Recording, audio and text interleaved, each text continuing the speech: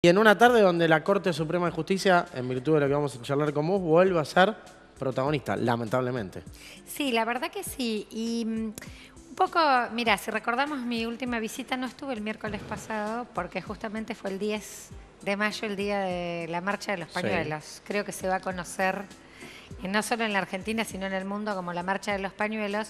Y el día que yo venía, el miércoles anterior, hablamos de otro tema, pero recién se conocía el dictamen del 2x1, Sí. que beneficiaba a Muiño en los casos de crímenes. Y le daba posibilidad a la defensa de otros tantos de poder pedirlo. Bueno, el cálculo, ¿se acuerdan que rápidamente se hizo? Fue cerca que de 270 represores, porque no hay digamos, uno no se jubila de represor. No, represores podían pedir ese beneficio. Ahí anunciábamos, ¿no?, como algunas cuestiones de lo impactante que era y todo lo que podía traer y acarrear un fallo de estas características. Bueno, la verdad que lo vimos, la respuesta de la sociedad argentina, de manera, podríamos decir, casi unánime, fue un rechazo total. Decir, esto no respeta no solo la legislación internacional, sino que no respeta el recorrido de construcción, de memoria, de verdad, de justicia, de sanción a los delitos de lesa humanidad que tienen un enlace con la discusión de los delitos actuales. No es nada más que qué hacemos con la impunidad de ayer.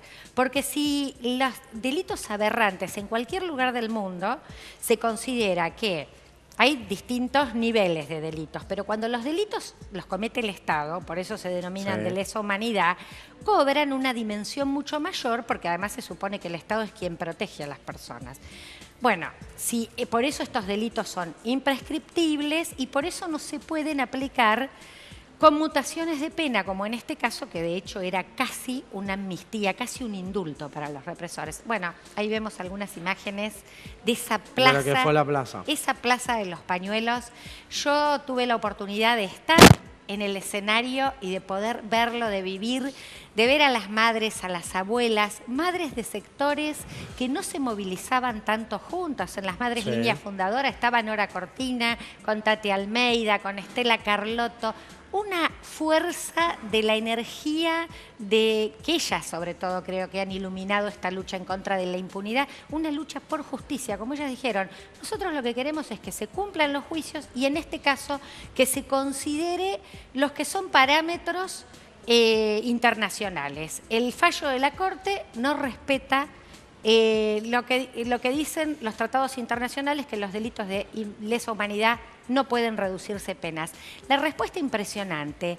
Creo igual, digamos, uno siente como esta tranquilidad de decir, acá hubo como una refundación del compromiso de la Argentina. Sin lugar a dudas. El 85%. En tiempos donde nos lo preguntamos mucho, ¿no? Ante tantos otros temas que suceden y nos sacuden continuamente. Y tantas divisiones en otros temas, el 85% de la población, por lo menos las encuestas decían eso. Se movilizaron casi todas las fuerzas políticas. Yo destacaría esto como lo muy positivo. Igual los organismos en general están pidiendo la renuncia del secretario de Derechos Humanos. Abruj lo primero que dijo fue avalar el fallo. Cuando vio la contundencia del rechazo, empezó a hablar en contra. Y después, el domingo, me llamaba mucho la atención el editorial de Joaquín Morales Solá, diciendo nuevamente que él lamentaba profundamente que la Argentina se había perdido una gran oportunidad de volver a tener una mirada de reconciliación con el pasado.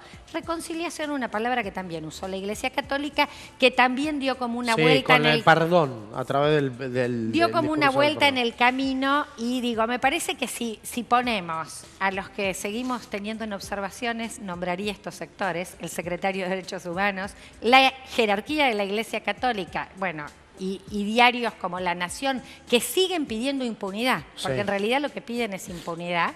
Y me parece que por el otro lado, la inmensa mayoría de la sociedad argentina, que no solo lo hizo con la ley que se sancionó por unanimidad en el Congreso de la Nación con una velocidad de 23 horas, no llegó a 24 horas. Políticos que igual, digo, en muchos casos, marcando lo positivo del tratamiento, pero que muchos están en consonancia con pensamiento con lo que han dictaminado los de la Corte.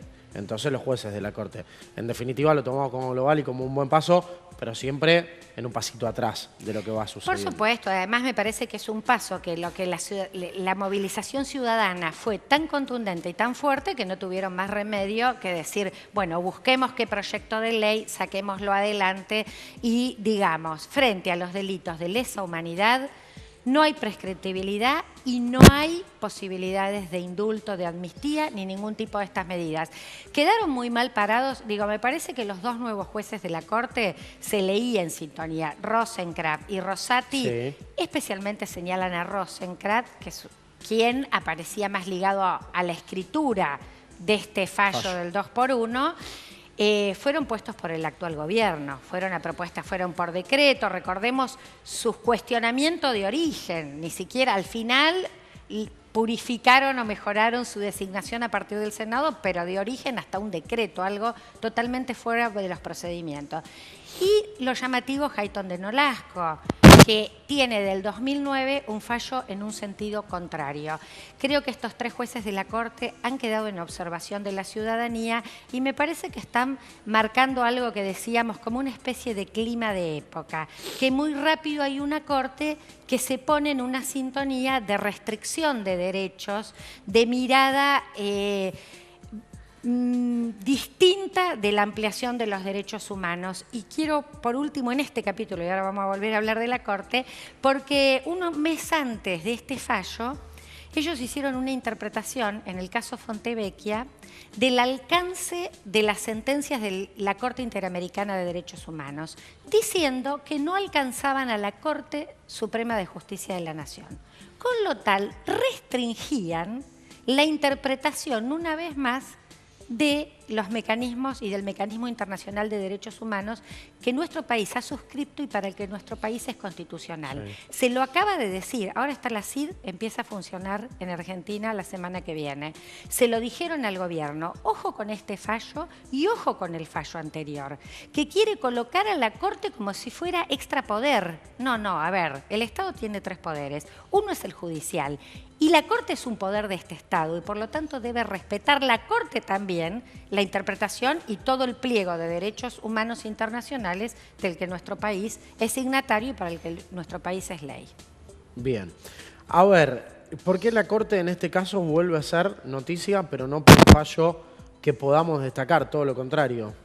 No, la verdad que lamentablemente nos acabamos de enterar la semana pasada, la Corte Suprema frente a un caso de una mamá que se llama María Victoria Camuirano, fue obligada, hoy, creo que hoy a la mañana. Sí, hoy a la mañana.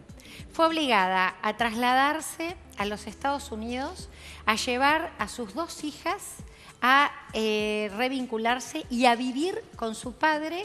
Un tribunal de Virginia dijo que ella debía restituir a estas chicas y no solo eso, sino que las había secuestrado, se las había quitado a su padre y por lo tanto lo que pasaba muy seguramente cuando María Victoria llegue a los Estados Unidos es que ella sea detenida y que sus hijos sean restituidos al padre. Para contar rápido. ¿Quién es el padre? Porque aquí está lo que llama la atención. Aquí está la cuestión. Ella es argentina.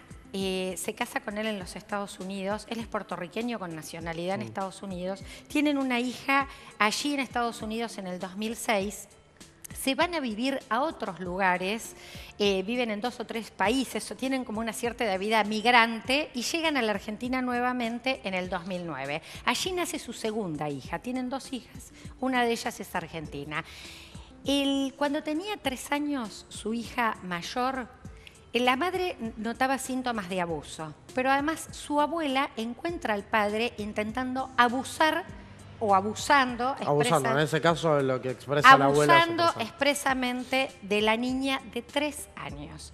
Esto es una causa que todavía está abierta en la justicia argentina, no tiene condena. Terrible. En un momento le dieron nulidad, después la volvieron a reabrir. ¿Qué hace este hombre? Ni bien es denunciado por el abuso sexual. Perdón, Estela, ¿cuál es el fundamento para darle nulidad en tal caso?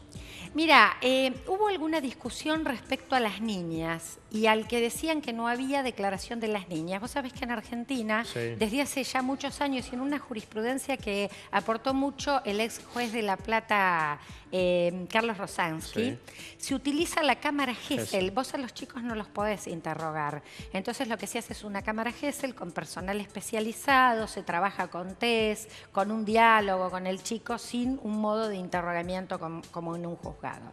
Bueno, hubo alguna discusión respecto a las pruebas o no en torno a esta criatura, que después en realidad hay en los expedientes pericias de varios psicólogos y psicólogas y algunos otros peritos y informes de las escuelas a las que iban las niñas que dicen que tenían claros síntomas de abuso sexual infantil. Saben que esto es como casi infalible, te dicen en general. Las pericias psiquiátricas, porque los niños no pueden fantasear respecto a lo que no conocen. Claro.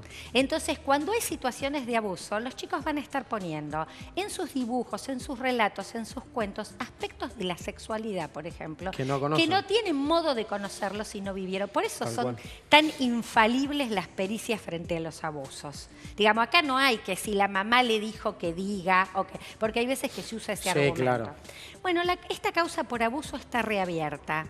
¿Y qué pasó? Hay como una simultaneidad, como sabía este padre que era denunciado aquí, él denuncia por la sustracción de las niñas a la Estados mujer. Unidos. La madre jamás recibió ningún aviso, nunca fue parte, no se las escuchó, no se les hizo pericia a las niñas. Hoy estas niñas tienen 10 y 11... Y 9 años, 9 y 10 años. 9 y 10 años.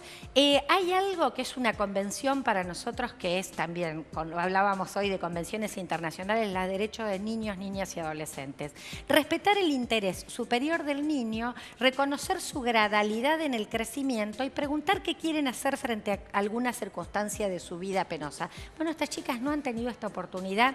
La Procuración de la Corte Nacional les planteó que a la Corte Suprema de Justicia no envíen a estas chicas, hay denuncias gravísimas, el proceso del abuso sexual no está cerrado, hay que entender que pueden ser gravemente lesionadas su integridad física, psíquica, claro. La llevan a un país frente a un padre que hace años que no ven y que hay una presunta situación de pensar que es abuso. Bueno, lo que estuvo pasando posiblemente hoy es que esta mujer llegó, fue a la cárcel y la única familiar que tienen allí es este padre que no lo ven hace años denunciado por abuso. Algo tremendo. Y acá saben lo que vemos cuando la Corte Suprema, porque yo le preguntaba a una persona de un alto cargo en la Corte qué pasaba con estos casos y me decía que ahora estaban avisando la Corte que cuando hay un reclamo de domicilio de otro país por las tenencias de chicos, les han mandado como un protocolo de que directamente todas las situaciones se resuelven en el país de origen.